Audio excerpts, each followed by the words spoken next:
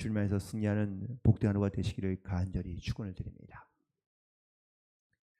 우리는 다 살아가면서 다른 사람과의 상호 작용을 통해서, 즉 관계를 통해서 문제를 만들기도 하지만 또 문제를 풀어가기도 하는 것을 보게 됩니다.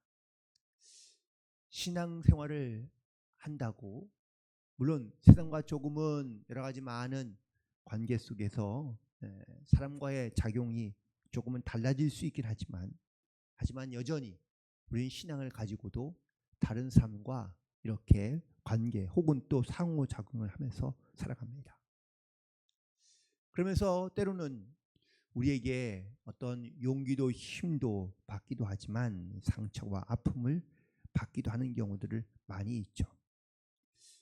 그런데 또 놀라운 것은 신앙 공동체 안에 있으면서도 사실은 이러한 어떠한 세상 사람들과의 관계에서의 상처와 아픔뿐만 아니라 또 같은 공동체 안에서 역시 동일한 일들을 경험하게 되는 경우들이 많이 있다는 것을 우리가 생각하게 됩니다. 오늘 바울은 2장에 있는 말씀을 시작하면서 그러므로 라는 1절의 말씀으로 시작하고 있는 것을 보게 됩니다. 이 말은 앞에 있는 1장에 있는 말씀을 이어서 그대로 계속해서 이어간다라는 것을 말하고 있는 것이죠. 빌립보서는 말씀드린 대로 다른 서신들과는 달리 어떤 특정한 주제나 아니면 어떤 문제를 다루고 있지는 않습니다. 다만 성도들의 일상에서 만나는 보편적인 주제를 주로 다루고 있고 신앙적인 주제를 주로 다루고 있는데 오늘 본문에 있는 말씀 속에서는 바로 1장 29절에 있는 말씀, 너희가 은혜를 너희에게 그리스도를 위하여 너희에게 주신 은혜를 주신 것은 다만 그를 믿을 뿐 아니라 또한 그를 위하여 고난도 받게 하려 함이다라고 말씀해 주고 있는데, 바울이 여기에서 이 빌립보 교인들에게 말하고 있는 매우 중요한 주제가 하나 있습니다.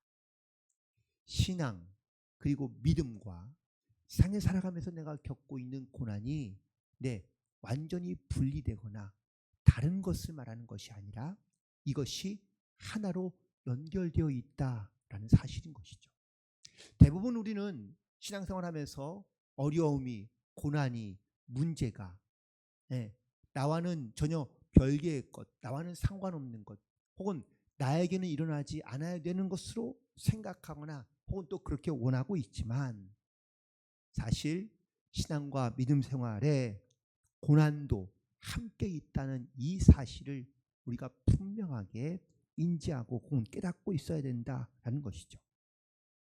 바울은 그래서 자기에게 다가오는 고난을 내가 지금 이 신앙과 믿음을 지켜 행하는 것과 전혀 별개의 것으로 생각하지 아니하고 믿음 생활 가운데, 신앙 가운데 고난을 함께 받아야 할 것으로 여겨 혹은 생각하고 있다는 것을 말씀하고 있는 겁니다. 또한 30절에 있는 말씀을 보면 너희에게도 그와 같은 싸움이 있으니 너희가 내 안에서 본 바요 이제도 내 안에서 듣는 바라고 말하고 있습니다.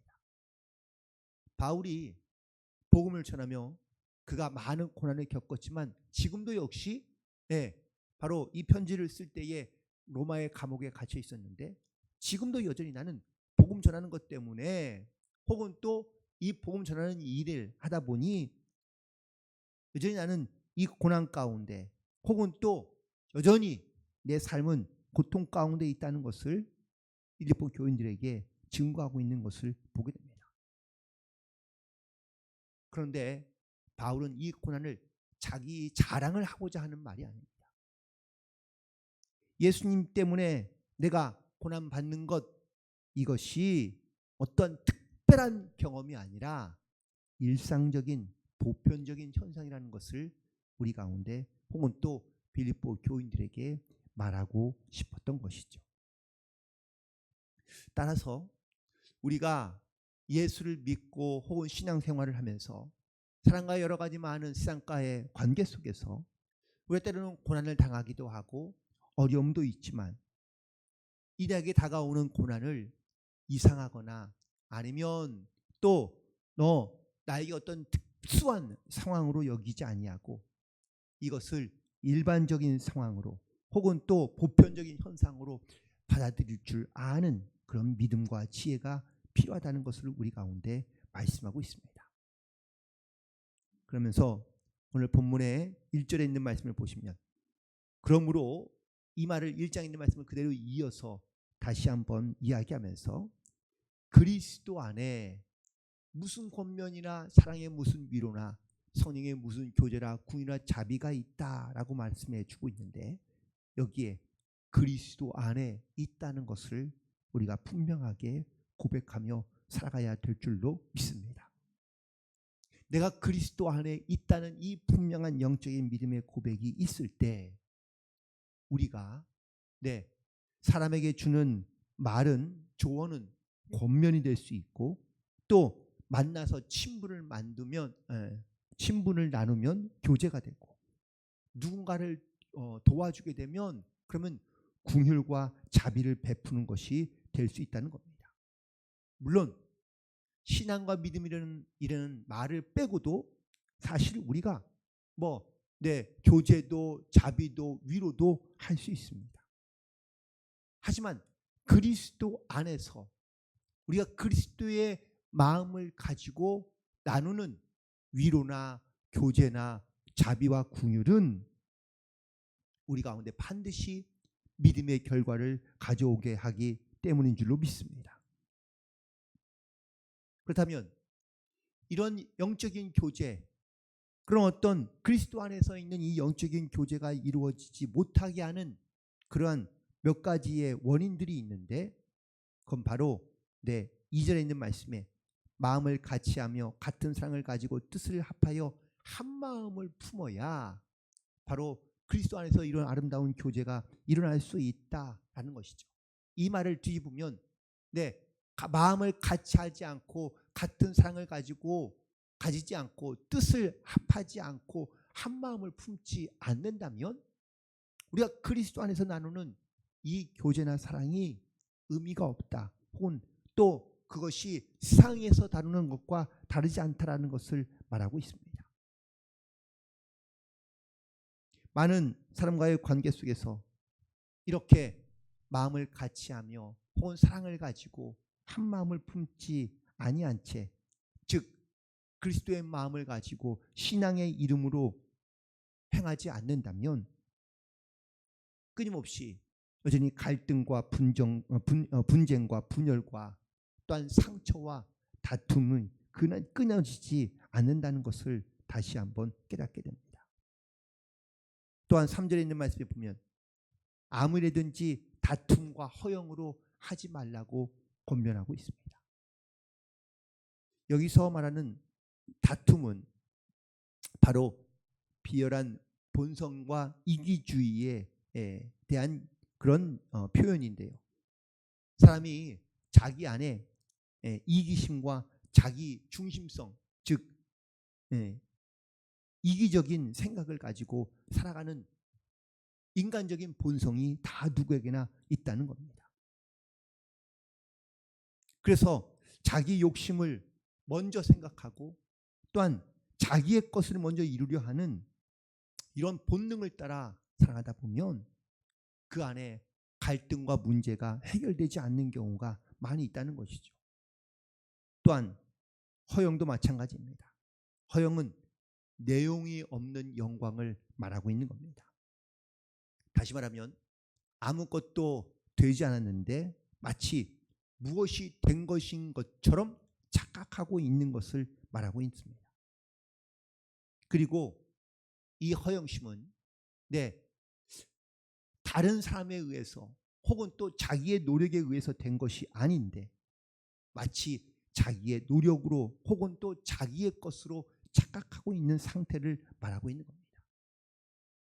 예를 들어 구원이 그렇습니다. 우리가 구원을 얻은 것은 나의 공로로 된 것은 아무것도 없다라는 사실입니다. 즉 나의 노력과 나의 어떤 인격적인 자질로 만들어진 것이 아닌데 우리는 이 구원을 마치 나의 노력과 혹은 또 나의 열심으로 얻은 것처럼 착각하는 경우가 있다는 겁니다. 이런 다툼과 허영으로 말미암아 같은 마음, 같은 사랑, 한 마음을 품을 수 없다면 그러면 결국은 그 안에 끊임없는 분쟁이 일어날 수밖에 없다는 것이죠. 이 마음, 이런 문제를 해결할 수 있는 가장 좋은 방법은 과연 무엇일까? 네, 오늘 바로 3절 후반절에 있는 말씀입니다. 오직 겸손한 마음으로 각각 자기보다 남을 낮게 여기라 라고 말씀하고 있습니다. 즉 이렇듯 겸손과 그리고 남을 낮게 여기는 이 마음이 바로 그리스도 예수의 마음이다 라는 것을 말씀하고 있습니다. 오늘 본문 5절에 있는 말씀이죠. 너희 안에 이 마음을 품으라 곧 그리스도 예수의 마음이니. 히브리서 9장 14절에 있는 말씀에 보면 흠없는 자기를 하나님께 드린 그리스도의 피가 어찌 너희 양심을 죽은 행실에서 깨끗하게 하지 못하겠느냐라고 말씀하고 있습니다. 여러분, 이 복음, 그리스도의 마음이 우리 가운데 왜 중요하냐? 우리에게 구원의 가장 확실한 증거가 되기 때문입니다. 그런데 구원만 우리에게 주신 것이냐? 바로 우리의 삶, 우리의 행실, 우리의 모습을 하나님께서 변화시키고 새롭게 만들었다라는 사실입니다. 만약에 예수님의 이 복음의 사건이, 구원의 이 십자가의 사건이 단순히 내 영혼만 구원하는 사건이었다면, 다시 말해 내가 예수님을 믿고 또한 내가 예수님을 시인하여 고백하고 내가 구원받은 하나님의 백성으로만 끝나고 내 삶은 하나도 변한 것이 없거나 혹은 또 변하지 않는다면 과연 예수님의 그 구원의 사건이 우리에게 어떤 의미가 있을까? 물론 사람 가운데 사람은 잘 변하지 않는다고 이야기합니다. 사람의 성격이나 사람의 성품이나 인격이 물론 잘 바뀌지는 않습니다. 그렇지만 이게 하나님의 말씀을 통해서 구원의 이 사건을 통하여 우리 가운데 삶의 변화가 일어나지 않는다면 비록 우리가 예수님을 신하여 구원을 받았다 할지라도 내 삶에서 드러나지 않는 이런 믿음의 행실과 열매가 우리 가운데 나타나지 않는다면 과연 우리가 정말 구원받았다고 말할 수 있을까? 내가 예수를 믿는다고 말하면서도, 내가 예수의 마음을 품고 살아간다고 말하면서도 내 삶에서 변화된 모습들이 우리 가운데 나타나지 않는다면 과연 우리가 이 복음의 십자가의 은혜로 말미암아 우리가 구원받은 이 확실한 복음의 증거를 우리가 과연 담대하게 증거할 수 있을까? 예수님도 우리 가운데, 하나님도 우리 가운데 말로만 너희를 내가 구원하겠다라고 말씀하신 것이 아니라 그 증거를 나타내신 것이 바로 자기들 독생자 예수를 이 땅 가운데 보내신 사건인 것을 말씀하고 있습니다. 자, 그리스도의 마음이 어떤 마음이냐? 6절 이후에 있는 말씀입니다. 그는 근본 하나님과 공체시나 하나님과 동등됨을 취할 것으로 여기지 아니하시고, 하나님의 본체이시며 하나님이신 그 존재가 하나님과 동등됨을 취할 것을 여기지 아니하고 그걸 기뻐하지 아니하고 자기를 비워 종의 형체를 가지사 사람들과 같이 되셨다라고 말씀하고 있습니다. 사람같이 되신 것뿐만 아니라 사람의 모양으로 나타나사 자기를 낮추시고 죽기까지 복종하셨으니 곧 십자가에 죽으십니다. 예수님도 제자들에게 말씀하셨습니다. 나를 따라오려거든 자기를 부인하고 자기의 십자가를 지고 나를 따라야 한다 라고 말씀하시며, 또 요한복음 12장 24절에서는 한 알의 밀알이 땅에 떨어져 죽지 아니하면 한 알 그대로 있고 죽으면 많은 열매를 맺는다고 말씀하십니다. 그리고 예수님도 이 말씀대로 행하시고 또한 우리 가운데 역사하신 것을 우리가 깨닫게 됩니다.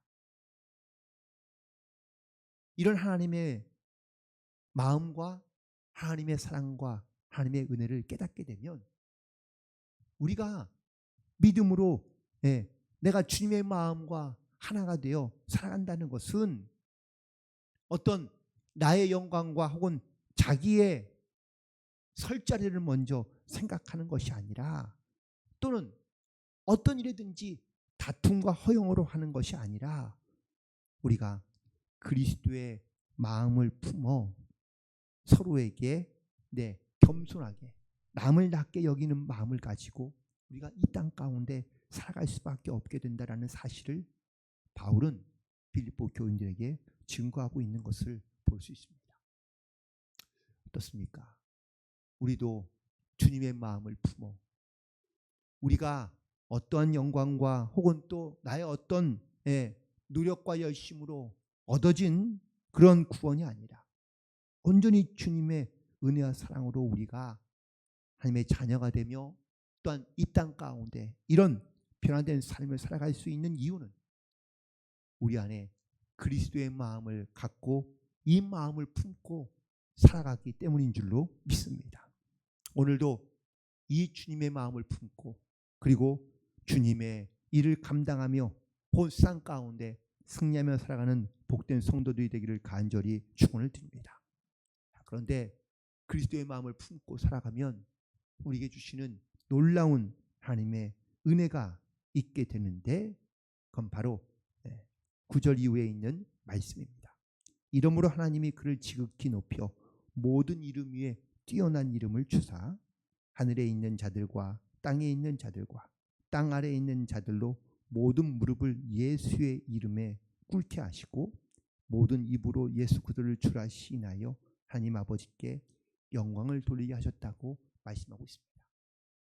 여러분, 놀라운 사실은 내가 겸손해지고 내가 낮아지면 우리 세상 가운데 뭐라고 좀 약간 비굴한 인생 아니면 실패하는 인생을 사는 것 같고 또한 세상에서 이렇게 겸손한 인생을 살게 되면 오히려 짓밟히고 낮아져 망할 수 있지 않을까라는 두려운 마음을 가질 수가 있습니다. 그러나 하나님의 놀라운 진리는 낮아지면 오히려 하나님께서 높이신다고 약속하고 말씀하고 있다는 사실입니다. 예수님이 하나님의 동등된 그런 본체와 신분으로 이 땅 가운데 오신 것이 아닙니다. 사람같이 되셨고 사람처럼 사셨고 하지만 또한 사람의 자기를 낮추어서 오히려 십자가에 죽기까지 우리를 사랑하신 그 예수님의 이 죽으심이 예수님의 이름을 오히려 가장 천하게 낮게 여기는 것이 아니라 가장 높은 자리에 예수님의 낮아짐을 통하여 가장 높은 자리에 오르게 하셨다라는 사실입니다. 이것이 바로 예수님의 마음, 이것이 바로 그리스도의 마음인 줄로 믿습니다. 그리고 믿는 자들에게도 역시 이 마음을 품으라고 말씀하고 있습니다.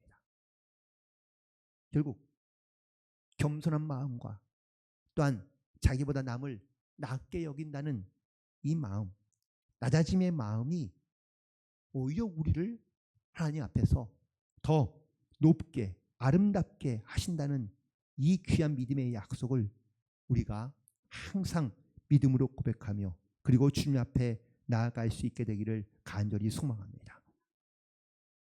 예수님의 마음을 품는다는 것, 결국 스스로 낮아지며 겸손해지는 것을 의미하고 있습니다. 이 말은 또 다시 말하면 스스로 그리스도 안에서 죽어가는 것과 마찬가지입니다. 하늘의 미랄이 땅에 떨어져 죽어야 많은 열매를 맺듯 우리도 주님의 마음을 품고 이 땅 가운데 주님의 사명을 감당하려 한다면 우리는 스스로 낮아지며 겸손하고 남을 낮게 여기며 죽기까지 복종함으로 하나님의 마음을 품고, 그리고 서로가 하나가 되고 한 마음으로 한 사랑으로 하나님의 뜻을 이루어갈 수 있는, 그래야 하나님의 영광을 나타낼 수 있는 이 귀한 믿음의 삶을 살아가는 복된 성도들과 또한 승리하는 하루가 되시기를 주님의 이름으로 간절히 축원을 드립니다. 기도하시겠습니다.